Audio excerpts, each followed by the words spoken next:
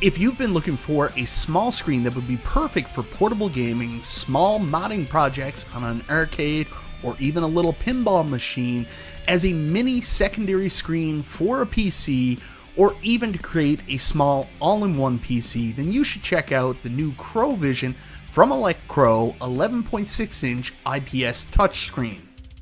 Hello retro gaming, home arcade, and modding enthusiasts, it's me, it's Michael B. Thank you so much for checking out the video. Today we're going to be taking a look at the CrowVision 11.6-inch IPS touchscreen from Crow.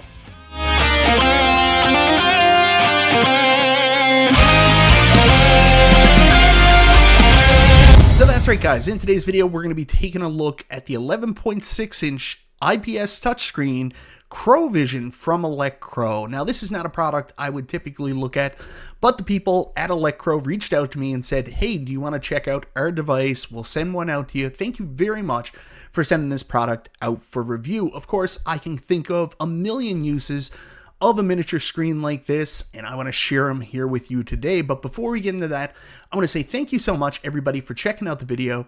Guys, I always appreciate the support. If this is your first time to the channel, you like what you see, go ahead, subscribe, click the bell for notifications, all that YouTube jazz. So today we're going to be taking a look at this 11.6-inch IPS touchscreen from Crow, the CrowVision, which is now available through crowdfunding, and you can use it for many different ways, including connecting a Raspberry Pi and making it an all-in-one PC, everything up to a little gaming device. So guys, here is the crowdfunding page in order to get this project off the ground. There are currently 7 days left. As you can see, it's already currently funded, but you can back this project to help bring it into existence. Funding ends on December 14th, 2023 at 3:59 p.m. Pacific time. So currently the first option is $99, I think, but let's take a look at your purchasing options. You can back this project for $99. And that seems to be about it. It's a $99 purchase, so you can jump in, get in on the ground screen. Let's take a look at what this product can do. Obviously, I've got my own mind for uses on it, but it's meant to be put with a Raspberry Pi or one of these single board computers. That's one option. You also get to build a hackable open source all-in-one computer, expand your screen real estate, which is one of the items that I'm really excited for here with this, especially with the fact that it's such a small size and it does have some portability. When I travel with a laptop, I can take this with me possibly. You can use it for different industrial stuff, which is way above my head. Like they say, add a control panel to your home automation, medical or industrial ecosystem. Well above my capabilities, but you can see all the different stuff down here. Anyways, let's take a look at the device. And if you do decide to back the project, here is the box and everything you will receive from Crow. So let's take a look at what's inside. So we're going to cut this little seal open with my handy dandy knife. As you can see, everything is packed extremely well. The instruction manual can be found right there on the top of the very interesting orange foam that they put in this box. I gotta tell you, I do like it. And whoa, look at all those components that are included. For novice modders and people like myself, this may seem a little overwhelming at first. And there's the power bar. Very cool that they actually do include a power bar. So let's take a look at everything that is included. Like I mentioned earlier, we have our instruction manual, little piece of paper, very clear to use. They even include a little screwdriver in case you don't have one for some reason. And here is where we get into the components that they include. Like they basically have everything there in order for you to connect just about any device to this screen. There's a little ribbon cable as well. I've done some monitor modding, so I'm used to that. They also have different power options there. There's a USB-C charging cable, and they also have a micro USB charging cable included. There's also a couple HDMI options. We've got a mini to a micro HDMI cable, and then a, I don't know what this is called, a mini to a regular HDMI as well. So let's take a look at the screen. As you can see, it looks very nice. but it's super compact, very slim screen, not a lot of bulk there, just a little monitor. And there you can see on the back, there's your computer board, but you will notice there's no back on this or housing component. There is no mounting bracket, but they do include these two-sided adhesive strips on the edges of the screen so you can pop it right into whatever device that you have. So for me, I want to show you, don't get overwhelmed by how much was there. It's easy to hook up. Here we have the HDMI cable going in, and I fast forwarded this as I clumsily tried to unwind the power bar, the little power brick that comes with it. You plug that in, and basically you are good to go at this point to connect whatever device you want to it.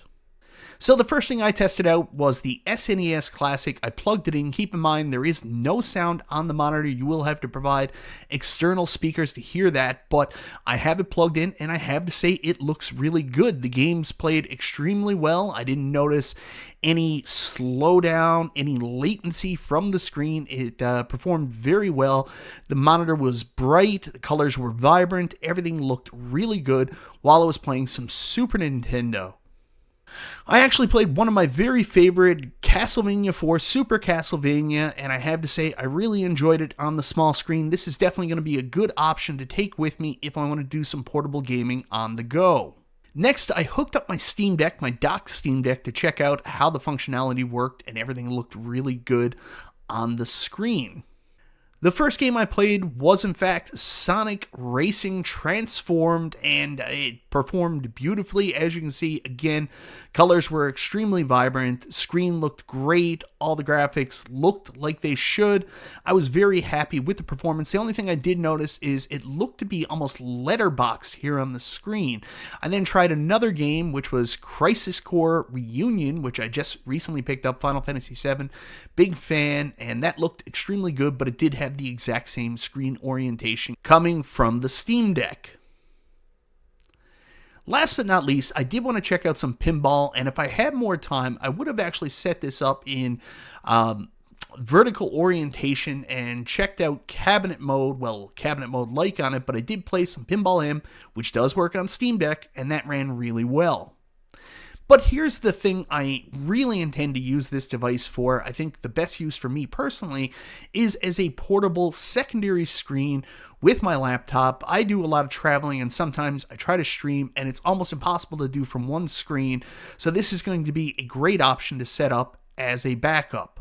Now, if you are looking for a good single-board computer to pair with this device, I'll leave a link down in the comments below. Electro themselves, on their website, do have a pre-order up for the Raspberry Pi 5 8GB RPI 5 pre-order, so you can go check this out. I'll leave a link in the comments down below. This will work perfectly with your CrowVision Electro screen. So anyways, guys, that's just my quick look at the CrowVision 11.6-inch IPS touchscreen. I think this is a very cool little device at a reasonably priced price point right now through crowdfund. $100, you get something to add to your setup.